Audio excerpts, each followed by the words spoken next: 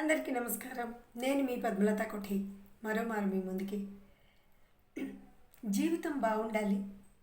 ప్రతి వ్యక్తి అనుకుంటారు మన జీవితం ఎంతో బాగుండాలి, మనం ప్రోగ్రెస్ అనేది ఉండాలి, ఎదుగుదల లైఫ్లోని ఉండాలి అని ప్రతి వ్యక్తి అనుకుంటారు. తప్పులేదు. అయితే మన జీవితాన్ని ఎవరు బాగు పెడతారు? ఎవరో వచ్చి బాగు పెడతారా? కాదు కదా. మన జీవితాన్ని మనమే బాగు పెట్టుకోవాలి. మన జీవితాన్ని మనం మెరుగ్గా బాగా లీడ్ చేయాలి అంటే, ముందుకు వెళ్ళాలి అంటే మనం ఏం చేయొచ్చు? మొదటిది ఏంటంటే, ప్రతిరోజు కూడా మనము మన కోసం కొంచెం సమయాన్ని కేటాయించుకోవాలి.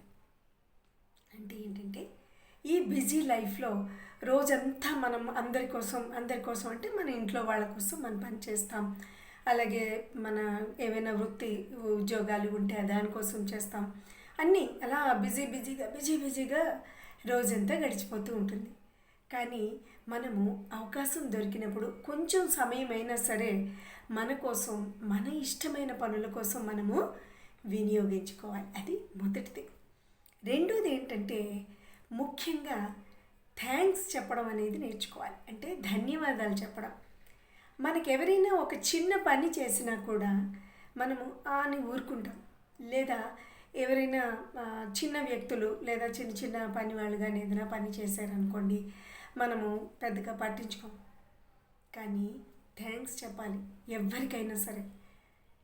ధన్యవాదాలు చెప్పేటప్పుడు ఏంటవుతుందంటే, మనకి పాజిటివ్ ఎనర్జీ అనేది వస్తుంది. థ్యాంక్స్ చెప్పేటప్పుడు ఒక విధమైన పాజిటివ్ ఎనర్జీ అనేది వస్తుంది. కాబట్టి మనం ఎప్పుడూ కూడా కృతజ్ఞతలు, ధన్యవాదాలు చెప్తూ ఉండాలి ఎవరికైనా సరే. ఇంకొకటి ఏంటంటే, మూడోది ఏంటో తెలుసా? మనని ఎక్కువగా ఇష్టపడి ప్రేమించే వాళ్ళతో మనం సమయాన్ని ఎక్కువగా గడపాలి. ఎందుకు అలాగా? మనమంటే నచ్చని వాళ్ళతో వెనకతల పడి వెనకపడి ఉండడం కన్నా, మనమంటే నచ్చి ఇష్టపడే వ్యక్తులతోటి, మన ప్రవర్తన నచ్చే వ్యక్తులతో మాట్లాడడం వల్ల మనకి హ్యాపీగా ఉంటుంది. అంటే సంతోషం కలుగుతుంది. మనసు సంతోషంగా ఉంది అంటే ఆటోమేటిక్గా మన శరీరం కూడా ఆరోగ్యంగా ఉంటుంది కదా. నెక్స్ట్ పాయింట్ అందుకే ఏంటంటే, ఒక మంచి పుస్తకం ఏదైనా చదవాలి ప్రతిరోజు కూడా. కొన్ని పేజీలైనా సరే ప్రతిరోజు కూడా ఒక పుస్తకాన్ని చదవాలి. అలాగే ఒక మంచి పని ఏదైనా మనకి నచ్చినది మనము చేయాల్సి ఉంటుంది. అయితే ఇంకొకటి ఏంటంటే, ఐదోది ఆరోగ్యం మహాభాగ్యం అని అన్నారు. అందుకే శరీరం ఆరోగ్యంగా ఉంటే మనసు కూడా ఆరోగ్యంగా ఉంటుంది. దానికి ఏంటి అవసరం? వ్యాయామం లేదా వాకింగ్ లేదా మెడిటేషన్, ఎవరికి ఏది నచ్చితే ఆ పని చెయ్యాలి.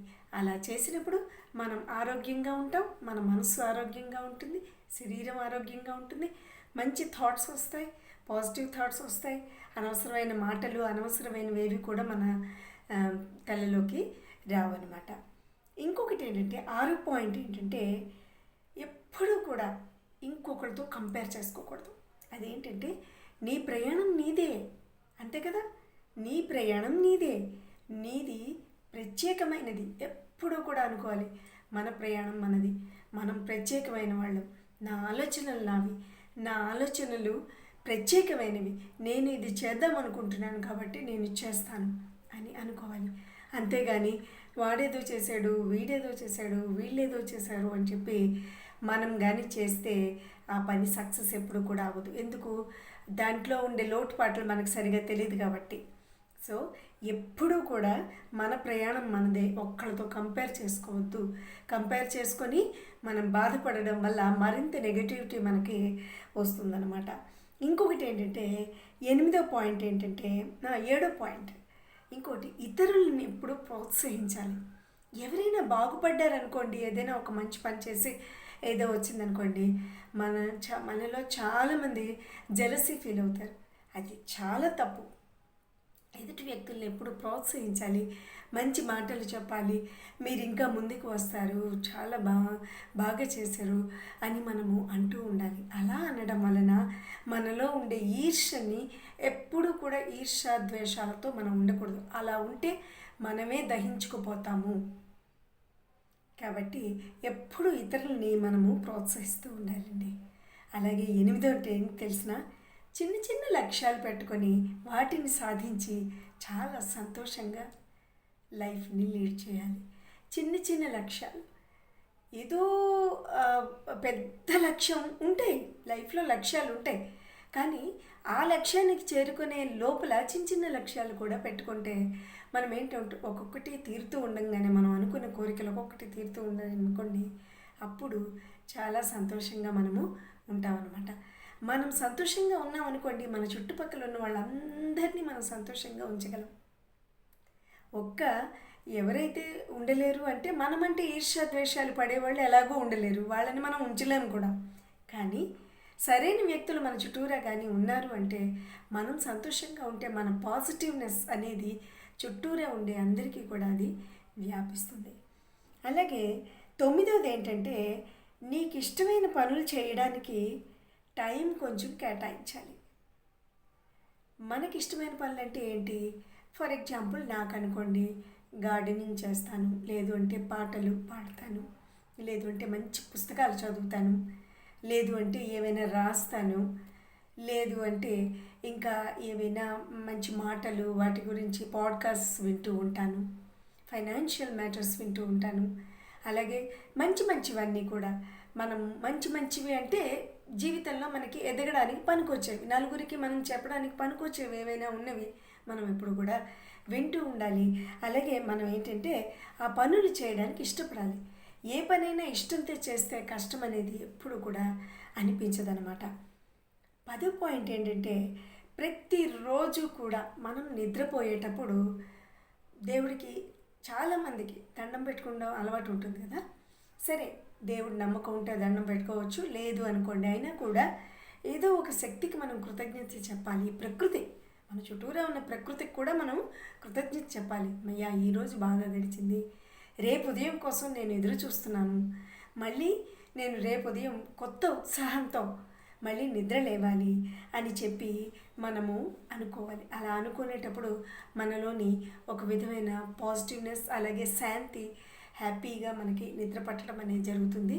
అలాగే ఉదయం నిద్ర లేవటం అనేది సంతోషంగా లేస్తాం అన్నమాట. ఈ 10 పనుల్లో మనము కొన్నైనా చేయగలిగితే మన జీవితం ప్రశాంతంగా వెళ్ళిపోతుంది. ఇది స్టూడెంట్స్ అనే కాదు, ఎవరికైనా సరే ఇది వర్తిస్తుంది. పెద్దవాళ్ళు కావచ్చు, మధ్య వయస్కులు కావచ్చు, ఎవరికైనా వర్తిస్తుందండి. తర్వాత ఇంకొకటి ఏంటంటే, కొంత ఏజ్ అవుతున్న కొద్దీ మనము కొన్ని వదిలిపెట్టేయాలి. లెట్ ఇట్ గో, వదిలేయండి. ఎందుకు అన్నీ పట్టించుకోవద్దు. ఏవైతే మనకి మంచిగా ఉంటాయో వాటిని మనం స్వీకరిద్దాం. ప్రతి పనిలోని, ప్రతి వ్యక్తిలోని మంచి చెడు రెండు ఉంటాయి. ఆ రెండింటిలోని మంచిని మనం స్వీకరిద్దాం, చెడుని వదిలిపెట్టేద్దాం.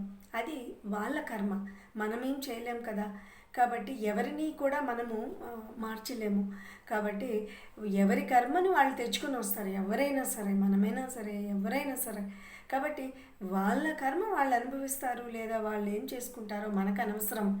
మనం ఎవరిని ఏమీ అనవలసిన అవసరం లేదు. కేవలం కృతజ్ఞతతో ఉండండి. మన జీవితం బాగుండాలి, దాంతో మన ఫ్యామిలీ బాగుండాలి, మన చుట్టుపక్కల ఉన్న వాళ్ళందరూ బాగుండాలి. ఈ మంచి ఆలోచనలు మనలో ఉన్నప్పుడు ఖచ్చితంగా కూడా భగవంతుడు కూడా మనతోటే ఎప్పుడు ఉంటాడు.